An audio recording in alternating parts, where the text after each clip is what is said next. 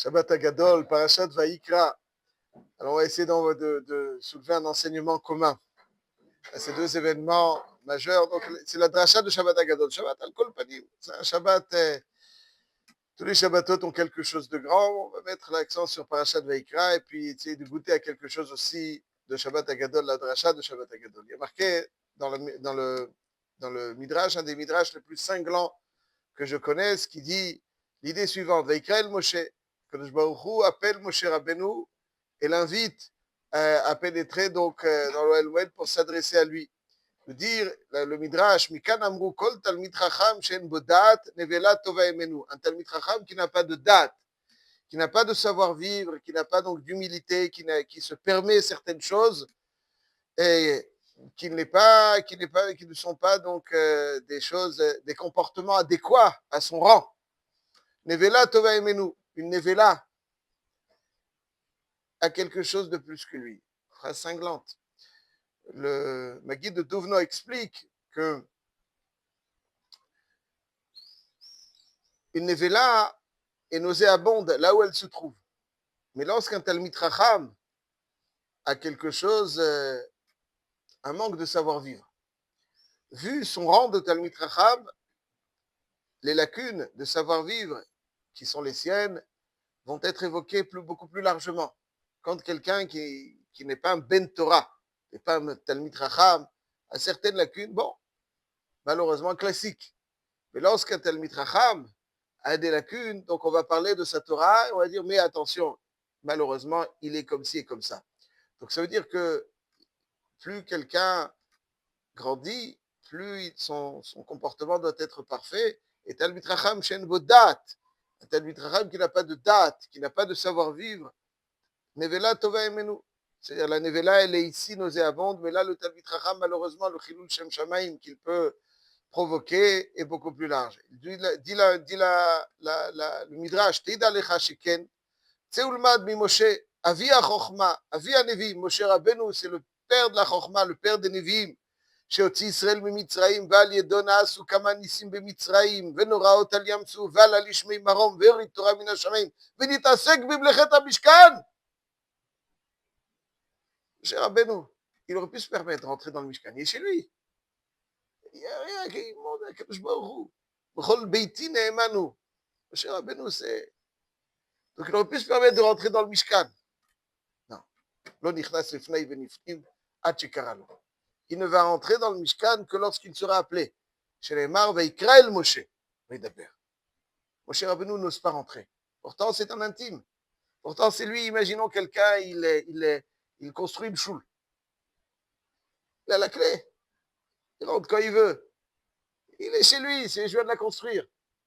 Moshe Rabbeinu, il a été à l'origine de l'édification du Mishkan. Il aurait pu se permettre certaines choses. Non. Il y a un savoir-vivre. Savoir-vivre. Une anava, une humilité.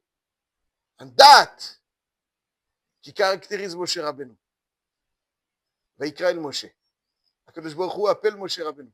Viens. Moshe Rabbeinu n'ose pas. Il ne se permet pas certaines choses. Pour moi, il n'y a rien de plus beau qu'un Talmid Chacham, qu'un Ben Torah avec du savoir-vivre. Quand il n'y a pas de savoir-vivre, il y a quelque chose de majeur qui manque. Vaïkra el Moshe, Vaïdaber Hashem Elav. Akadosh Baruch Hu appelle Moshe. Moshe Rabbeinu reste à l'extérieur, il ne se permet pas. Faisons bien attention à ce terme, Talmid Chacham Shen Bodat. C'est quoi Talmid Chacham Shen Bodat? C'est quoi date? Il n'a pas de savoir-vivre. Pourquoi ce savoir-vivre, cette humilité qui caractérisait Moshe Rabbeinu, s'appelle date? Dit le Sfat Emet que le date, c'est le lien. Quand on parle de date, on parle de lien sous plusieurs formes. La chokhma, c'est le savoir, la bina, c'est la capacité de déduction quand on a bien intégré la notion de la chokhma. Mais le date, c'est le lien, en premier lieu, avec soi-même. Il y a des hommes qui possèdent une intelligence, mais qui ne sont pas intelligents. Le date, c'est transformer un être en un être intelligent. Un être intelligent, c'est un être dont le comportement est imprégné d'intelligence. Qu'est-ce qu'un comportement imprégné d'intelligence? C'est un comportement imprégné de savoir-vivre. Rendre un être intelligent. Celui qui n'a pas cette sensibilité. Ce n'est pas des maths, le savoir-vivre. Ce n'est pas des maths. C'est une sensibilité. un raffinement, une noblesse. Lorsque la chokhma imprègne l'être, elle se lie à lui. Elle ne se résume plus à être un homme qui possède une intelligence, mais un être intelligent. Il devient intelligent. Il a cette sensibilité. Ça, c'est le dad. Le dad, c'est le chibour. Le dad, c'est le chibour aussi pour faire la relation entre la théorie et la pratique. C'est aussi une forme de dad. Quelqu'un peut apprendre beaucoup de théorie, mais lorsque la pratique se présente à lui, il ne sait pas adapter cette théorie au cas, à la mitziout, à la réalité. Le dad, c'est la capacité du lien. Donc, le dad, c'est la capacité entre le lien de l'homme, son savoir et son être, et le dad, le Talmid Racham doit être un homme intelligent, pas un homme qui possède une intelligence. Ça, c'est ce qu'on apprend de Moshe Rabbeinu. Et ça, c'est véritablement une forme de... La gadlout, c'est aussi l'extension. Chaque fois qu'on parle de quelqu'un de katan, katan a pour étymologie quelque chose de katoua, quelque chose de fragmentaire. La gadlout, c'est quelque chose de continu. Gdotanar, le lit d'un fleuve. Go de Igoud, c'est pas rallié. Donc tout ce qui est pas fragmentaire, tout ce qui est continu, tout lien, parce que continu c'est lié tous les instants, ça c'est la gadlout. Le Shabbat Agadol permet cette extension. Comme ça aussi le Sfat Emet dit, donc ce que j'ai dit c'est dans le Sfat Emet, dans Parashat Veikra, et dans le Sfat Emet, dans les Likutim sur Shabbat Agadol, il parle aussi de cette extension qui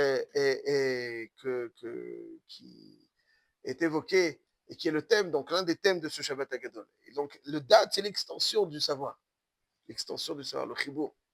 Donc c'est Vaikra nous interpelle à étendre la possession de la sagesse pour l'étendre et devenir un être sage. Et tout cela, finalement, nous interpelle parce que ça fait partie des thèmes majeurs qu'on a peut-être tendance à oublier, malheureusement, de la fête de Pessah. Et en le thème suivant. Il y a marqué dans le Shulchan Aruch, une halakha dans le Shulchan Aruch, dans Siman Tav Ayin Bet, Seif Bet. Yesader Shulchano Yafe Bekelim Naim Kefi Kocho. Donc, le soir de Pessah, alors il faut sortir toute l'argenterie qu'il y a. Il y a des maisons dans lesquelles il y a des argenteries, n'est-ce pas? Il faut sortir toute l'argenterie qu'il y a, toutes les plus belles vaisselles qu'il y a, il faut qu'elles soient présentes à table le soir de Pessah. Si c'était un din dans Simchat Yom Tov, alors on aurait dû dire aussi ça dans Shavuot ou dans Sukkot. Il y a un din dans Pessah Beyuchad, de prendre toute la plus belle vaisselle que l'on possède pour le Seder. Pour le Seder, il faut donc prendre la vaisselle la plus chère que nous avons. Des fois, on a des je ne sais quoi, certains ont des plateaux en argent, des couverts splendides. C'est le moment où il faut les sortir, c'est le sort de Pessah. Il faut que la table soit la plus riche possible. La plus riche possible. Pourquoi? Manishtana laïla zemikol alelot. Chez Bechol alelot, on ne crée pas une table la plus riche possible. Là, c'est une table la plus riche possible. Maïnian. On est sorti avec 80 ans remplis de Alors, précieux. il dit le Gaon de Vilna, il y a marqué dans la Sechet Psachim Davkuf Tetzain Amud Aleph. Il dit que Rav Nachman a interrogé Darou, son évêque. Il lui a dit un esclave qui a été sorti de son esclavage et à qui son maître a donné de l'or et de l'argent. Quelle attitude doit-il avoir envers son maître? Il lui dit, ben, il est où il doit lui être reconnaissant pour tout cela. Qu'est-ce qu'il y a marqué ici? C'est marqué ici. Évidemment, merci. Ma chidouche. הקדוש ברוך הוא promet à Avraham Avinu, ואחריכם יצאו ברכוש גדול. Pourquoi ואחריכם יצאו ברכוש גדול? C'est quoi la Havana ואחריכם יצאו ברכוש גדול? Pourquoi ברכוש גדול? Comme si on a l'impression que c'est une petite indemnité. Tu as souffert, bon, bah, vas-y, va te faire plaisir. Va t'acheter quelque chose qui va te faire plaisir. Une petite glace, une petite comme ça. Fais-toi plaisir. C'est ça l'argent. Pourquoi on a besoin de sortir Birchouch Gadol? Maïnian. Rouge, quel rouge, l'or rouge. Puis là, dans le désert, ils avaient besoin de rouge gadol, il y avait des macolotes pour acheter quelque chose. Ils étaient blanchis, nourris, logés. Ils avaient besoin de rouge gadol. C'est quoi ce rouge gadol? Il y a des sujets profonds, mais Pshat Pachout. Pshat Pachout, c'est que le Ham Israël est sorti de Mitzrayim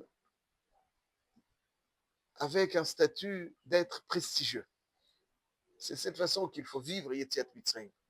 Yetziat Mitzrayim n'est pas une transition d'un esclavage égyptien, les Avdil, Elef, Alfé, Avdalot. Non, on est Avdé Hachem. Oh, c'est mieux, hein, Avdé Hachem, c'est infiniment mieux. Ah ben, on est Avdé Hachem. Non. Il faut, Yetziat Mitzrayim, ce qui doit accompagner notre Zechirat, Yetziat Mitzrayim, c'est le prestige d'être Avdé Hachem. Achaychen Yetzu Birchouch Gadol, c'est le prestige qui doit accompagner. Yetziat Mitzrayim, la soirée de Pessah doit évoquer Yetziat Mitzrayim avec tout son prestige. Ah, on est sorti de Mitzrayim, on était Avdé Paro, maintenant les Avdil, les Felfel Dalot, Ashrenu Atov Chelkenu Avdé Hashem. Il faut ce prestige qui accompagne cette Yetziat Lechirut. C'est pour ça que Yesader Shulchano, c'est la raison pour laquelle la table doit être riche ce soir-là, c'est pour évoquer le Rouch Gadol. Pourquoi ce Rouch Gadol est si important? Pourquoi faut-il l'évoquer? Il faut l'évoquer parce que, pourquoi faut-il l'évoquer? Parce que c'est ce qui doit caractériser notre sentiment de Yetziat Lechirut. Il y a un Rambam, d'Ilchot Deot. Oh, il est là, Hazak. Ilchot Deot, je vous lis un Rambam qui souvent, quand je le relis, il m'interpelle. Je partage avec vous cette petite lecture. Marqué dans Ilchot Deot, Perek Gimel. Le Rambam nous dit que, nous décrit dans Ilchot Deot, Daat, hein, Deot. Les Midot et le Rambam, ils appellent Deot. C'est ce qu'on a dit. Daat. Et parce que il décrit l'Ilchot Deot, il décrit deux statuts, deux formes de Eved Hashem. Il dit le Rambam, Tzarich ha'adam sheyichaven kol ma'asav kulam kedei leda et Hashem baruch hu bilvad. Ve'yeshivto ve'kumo ve'diburo hakol u'mat ze hadavar. Le Rambam nous dit que quelqu'un donc doit orienter toutes ses actions quotidiennes pour un objectif. Ça veut dire que le comportement, le quotidien d'un juif ne doit pas être je fais ma tuila le matin, j'étudie, Hachem, je t'ai donné ce que je te devais, n'est-ce pas? Bon, ok, maintenant je fais pour moi. C'est pas une relation commerciale. Je te donne, tu me donnes, je te donne. Non. Chaque instant de notre vie, on doit l'orienter, lui donner un sens vers Hachem. Et pas je donne à Hachem, après je prends pour moi. Non. On est tout le temps dans cet élan de tout faire pour orienter vers ce qu'il y a de meilleur. Quelqu'un qui travaille pour éduquer ses enfants, pour vivre, pour faire une avodat Hashem, pour plein de choses. De telle façon, dit le Rambam, lorsque quelqu'un est motivé par cela, et dans la Chagimel, Perigimel, Bilchodeot, la Chagimel, il dit Nimtza me'alech v'derech zo kol yamav kulan oved et Hashem tamid. Ça veut dire qu'à chaque instant, il oved Hashem. Chaque instant, on attend qu'il fait une mitzvah. Il n'y a pas des moments neutres. Chaque instant, il est oved Hashem. Parce qu'il fait ça pour Hashem. Quand il mange, pourquoi il mange? Un goy, il mange. Il mange pourquoi? L'Avdil, et Yehudi mange pourquoi? Yehudi mange parce qu'il doit faire, il doit faire ce qu'il doit faire. Donc il est oved et Hashem tamid. Ça, c'est ce que dit le Rambam dans Perek Gimel. Dans Perek He, le Rambam décrit le comportement digne et prestigieux d'un Ben Torah, d'un Talmid Chacham. Il décrit, il dit que sa façon de manger doit être différente. Sa façon de commercer doit être singulière. Donc, tout le Perek He parle essentiellement du comportement du Talmid Chacham. Et le Rambam conclut V'adam shu oseh kol ha'ma'asim ha'elu v'kayotze behen, alav ha'katuv omer vayomer li avdi ata Israël asher becha et par. Avdi ata, c'est-à-dire quelqu'un qui a ce comportement prestigieux qui caractérise donc le Ben Torah, le Talmid Chacham, alors il mérite l'appellation Avdi ata Israël asher becha et par. C'est-à-dire là, c'est il emploie un pasouk différent. Il emploie un pasouk différent de celui de Perek Gimel. Dans Perek Gimel, il dit que Oved et Hashem Tamid. Aval dans Perek He, il dit pas Oved et Hashem Tamid seulement. Il dit Avdi ata Israël asher bechayt par. Ça veut dire une doute, avdout de prestige. Avdout de prestige. C'est-à-dire que on exprime à travers notre façon de servir à Kadosh Baruch Hu, notre comportement, le prestige que cette avdout apporte. Ça, c'est le Rechouch Gadol. Yetziat Mitzrayim, Zriat Mitzrayim, un des parties, un des composants déterminants de Zriat Yetziat Mitzrayim, c'est le Rechouch Gadol. Quand on voit quelqu'un avec Rechouch Gadol, c'est un être prestigieux. C'est un être prestigieux. Et ça, c'est véritablement ce qui doit être évoqué le soir de Pessah.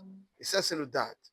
C'est-à-dire que le Da'at, c'est avoir cette sensibilité, cette intelligence de l'être, de cœur. Ça rend un homme prestigieux. Et ça, véritablement, donc cette paracha de Vaïkra nous prépare à Pessah, parce qu'ils ont pour point commun nous évoquer, nous apporter, nous faire intégrer. Eved Hashem n'est pas quelqu'un qui marche comme ça. Bon, il est Eved Hashem. C'est quelqu'un de prestigieux, quelqu'un même dont le rayonnement se lit sur son visage. C'est le prestige, c'est le rayonnement qui se lit sur son visage. Quelqu'un qui est Eved Hashem et qui est un petit peu grincheux. Des fois, dans la vie, on peut être grincheux. Mais si c'est un mode de... Voilà. C'est un bédiavad, comme vous dites si bien. Mais tu te rends compte, tu te rends compte que c'est quelqu'un qui a un rang aussi prestigieux, ça doit se lire sur son visage. Pour exprimer ce prestige, il faut le ressentir. Et il s'exprime donc à travers ce comportement prestigieux et ce rayonnement qui émane de notre visage.